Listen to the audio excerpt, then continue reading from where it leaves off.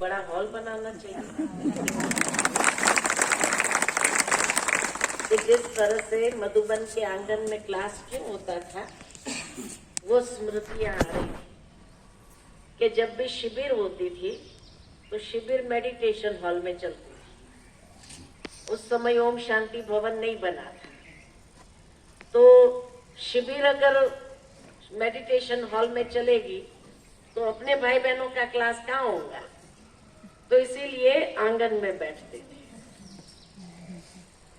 फिर उसके बाद ओम शांति भवन बनाने का ये संकल्प आया, तो ये आंगन से संकल्प आता है कि अभी बड़ा हॉल, कितने का 2000 का परिवार है और ये बढ़ेगा। बाबा कहते परिवार तो कम होने वाला नहीं है, ये परिवार बढ़ने वाला है, तो कम से कम 3000 का तो हॉल बनाना चाहिए या नहीं बनाना चाहिए।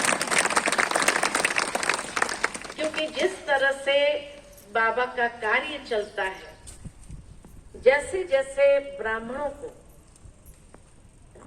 जब कोरोना काल चला तो कोरोना काल क्यों आया पता है? क्योंकि सभी ब्राह्मण अक्सर बाबा से शिकायत करते थे कि बाबा हम पुरुषार्थ करना चाहते हैं लेकिन टाइम नहीं मिलता है, टाइम नहीं मिलता है, टाइम नहीं मिलता है। बाबा क्या करे, रात को भी देर हो जाती है, टाइम नहीं मिलता है, तो सुबह अमृत वेला ठीक से पुरुषार्थ नहीं होता, और अभी समय नजदीक आ रहा है तो अभी तीव्र पुरुषार्थ कैसे करें। तो बाबा ने क्या किया, लॉकडाउन लगा दिया। सभी ब्राह्मणों की पुकार सुनेगा ना भगवान, तो लॉकडाउन लगा दिया और कहा अब देखते हूँ कितना पुरुषार्थ करते हैं। तो कई ब्राह्मणों ने उस लॉकडाउन का फायदा उठा करके खूब पुरुषार्थ किया। मैं समझती हूँ कहाँ भी हम लोगों का क्लास चलता था, YouTube पर सारे लोग देखते थे कि नहीं देखते थे? आप सभी ने रोज जैसे अलग अलग भाई बहनों का क्लास आपको सुनने को मिला। मुरली कभी मधुबन की सुनते, कभी कहाँ की सुनते, तो कितना फायदा लिया। ब्राह्मणों जितना फायदा और किसी ने नहीं लिया होगा। किसी किसी के घर में कुछ आत्माएं एडवांस पार्टी में भी गई, लेकिन बाबा को अपना कार्य कराना है तो बाबा ने आगे भी उनको नई दुनिया की स्थापना के कार्य में यूज करना है, उनकी योग्यता को, इनकी विशेषताओं को, तो उस आत्मा को आगे भी बुलाया। लेकिन ब्राह्मणों की शिकायत समाप्त हुई या नहीं हुई? ठीक इसी तरह लॉकडाउन के बाद, कोरोना काल के बाद अभी समय तीव्र गति पकड़ चुका है ना? और जब समय तीव्र गति को पकड़ चुका है तो समय इशारा भी दे रहा है कि यही समय है जो अपने चारों प्रकार की सेवा जो बाबा ने बताई, स्व सेवा, विश्व सेवा, यज्ञ सेवा और मनसा सेवा। और यज्ञ सेवा में भी बाबा ने बताया 6 प्रकार के रूप से सेवा करना, तन मन धन मनसा वाचा कर्म। ये जो भी अंतिम टुपकी है, क्योंकि हर बाबा का स्थान आने वाले समय में एस्लम बनेगा अनेक आत्माओं के लिए, जहां से अनेक आत्माओं का कल्याण होगा, उनको मुक्ति, जीवन मुक्ति का गेट खोलने के लिए जैसे निमित्त बनेंगे, और वो आत्माएं भी अपने खोए हुए बाप का वर्षा प्राप्त करेंगे। तो इसीलिए बाबा कहते हैं अभी अंतिम समय में जो भी अपना उस एस्लम को बनाने में जो करना है, यही समय है, उसके बाद समय नहीं आएगा। तो इसीलिए अब अगली बार हम आए तो बड़ा हॉल का ओपनिंग करें। जलगांव कोर्ट में इस बार हमने बहुत सारा ओपनिंग किया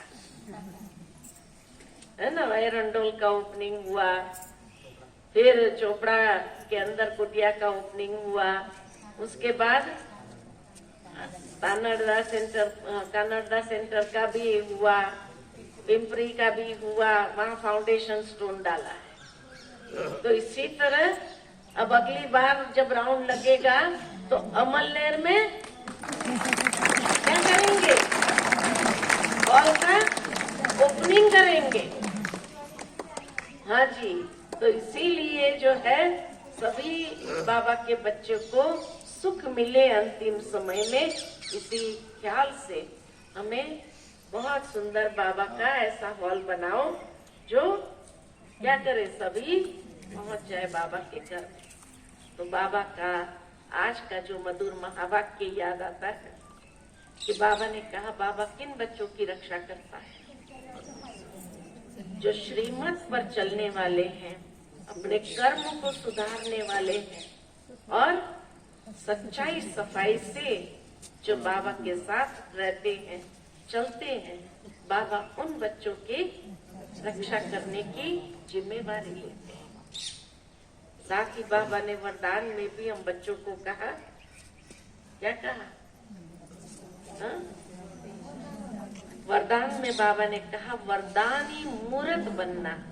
तो जो बाबा के शब्द जिस दिन के लिए निकलते हैं, उस दिन हमें उन महावाक्यों को प्रैक्टिस करना है, जीवन में धारण करना है। और जो धारण करता है तो बाबा का वरदानी हाथ उसके ऊपर रहता है ना। तो आज की धारणा क्या थी, क्या रहेगी सारा दिन, सच्चाई सफाई। आज प्रतिज्ञा कर लेना, अपने मुख से कोई भी ऐसा शब्द न निकले जो झूठ कहलाए, है ना। आज मुझे सच्चाई सफाई से रहना है।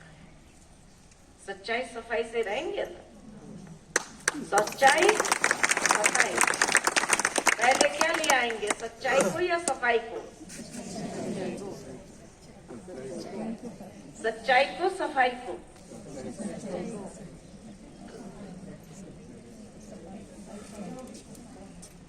अच्छा, सच्चाई होगी तो सफाई होगी, या सफाई होगी तो सच्चाई होगी? पहले सफाई, पहले सफाई चाहिए। मन के अंदर बहुत जन्मों का मैल भरा पड़ा है, उसकी सफाई करो। तो बाबा की श्रीमत, जो आज बाबा ने कर्म पुस्ता, तो बाबा की श्रीमत हमारे मन के मैल को साफ करती है ना। मन के अंदर जो नकारात्मकता है, मन के अंदर जो व्यर्थ है, उसकी सफाई करो और तब सच्चाई धारण होती है। तो इसीलिए कहा जाता, फिर सच्चे दिल पर जब सच्चाई धारण हो जाती, सच्चाई कई बार बोलना चाहते हैं लेकिन क्यों नहीं निकलती, क्योंकि सफाई नहीं है। मन में व्यर्थ नकारात्मक झूठ बुलवा देता है, चाहते नहीं है लेकिन वो सफाई न होने कारण वो झूठ निकल आता है। बाद में अफसोस भी होता है, सोचते भी है लेकिन मजबूर हो जाते हैं। इसीलिए बाबा कहते पहले उसकी सफाई करो तो अपने आप सच्चाई निकलने लगेगी। सचखंड में जाना है, सच्चे बाप के हम बच्चे हैं, तो सच्चाई अभी हमारे जीवन के अंदर हिस्सा हो जाना चाहिए, हमारे जीवन का हिस्सा, ठीक है ना। तो इसीलिए अगर सारे दिन में ऐसी कोई बात आए जहां आप सच नहीं बोल सकते, चुप रहना, बोलना नहीं, मौन हो जाना, लेकिन झूठ नहीं बोलना। आज सारा दिन ठीक है, पक्का पक्का वायदा ना। तो बाबा का वरदानी हाथ अनुभव करेंगे, ठीक है? अच्छा, ओम शांति।